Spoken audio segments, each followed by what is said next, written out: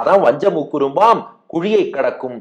நம் கூறத்தாழ்வான்னார். நம்முன்னா தம்முடைய ஆச்சாரியன், எங்க ஆச்சாரியன் என்று அந்த அபிமானத்தோடு சொல்கிறார். ஆச்சாரியன்ட்டு அந்த அபிமானம் நமக்கு இருக்கணும்.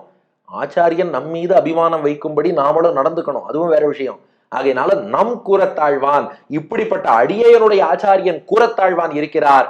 அவருடைய சரண் கூடிய பின், சரண்னா அவருடைய திருவடிகள், சரண் கூடிய பின்னா கூறத்தாழ்வானுடைய திருவடிகளை அடியன் சேர்ந்த பின், கூறத்தாழ்வான் திருவடியாக கூறத்தாழ்வானுக்கு சிஷ்யரான பின், கூறத்தாழ்வான்ட்ட சரணாகதி பண்ண பின் ராமானுஜரை துதிபாடக்கூடிய மொத்த ஆற்றலும் அடியனுக்கு வந்து விட்டது.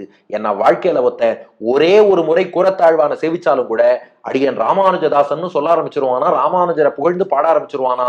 அது இவனுக்குடைய ஆற்றல்னு அர்த்தம் இல்ல, அது கூறத்தாழ்வானுடைய அனுகிரகம். அப்ப கூறத்தாழ்வான் சரண் கூடிய பின் எப்ப அவர் திருவடிகளை ஆசிரியத்தேனோ, கூறத்தாழ்வானுக்கு எப்ப சிஷ்யன் ஆனேனோ, இனி அந்த தகுதி வந்துருத்து. இந்த ஒற்றை அடையாளம் போதும், இந்த ஒரு பெருமை போதும்.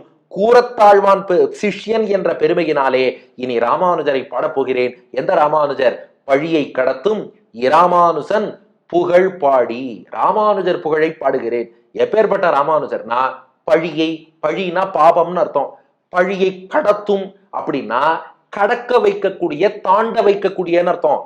கடக்கும் அப்படின்னா அவர் கடக்கிறார்னு அர்த்தம். கடத்தும் அப்படின்னா நம்மை கடக்க வைக்கிறார்னு அர்த்தம். அப்போ பழியை கடத்தும், நம் பாபங்களை நாம் கடத்தும், தாண்டி போகும்படி நமக்கு அனுகிரகம் பண்ணுபவர் ராமானுஜர். ராமானுஜரை துதி பண்றோம், துதிக்கு தடையா நம் பாபங்கள் இருக்கா, அந்த பாபத்தையும் சேர்த்து ராமானுஜரே போக்கி கொடுத்துருவார். அப்போ பழியை கடத்தும், நாம் பாபங்களை கடக்கும்படி அருள் புரியக்கூடிய ராமானுசன் நம்ம எம்பெருமானார் இருக்காரே, அவருடைய புகழ் பாடி, அவர் புகழை நன்றாக இதோ ராமானுசன் நூற்றந்தாதி என்று பாடப்போகிறேன்.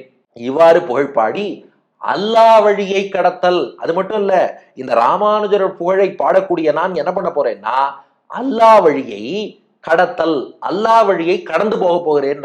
அது என்னப்பா அல்லா வழி அப்படின்னா என்னன்னா, இந்த இடத்துல அல்லானா தீய வழின்னு அர்த்தம்.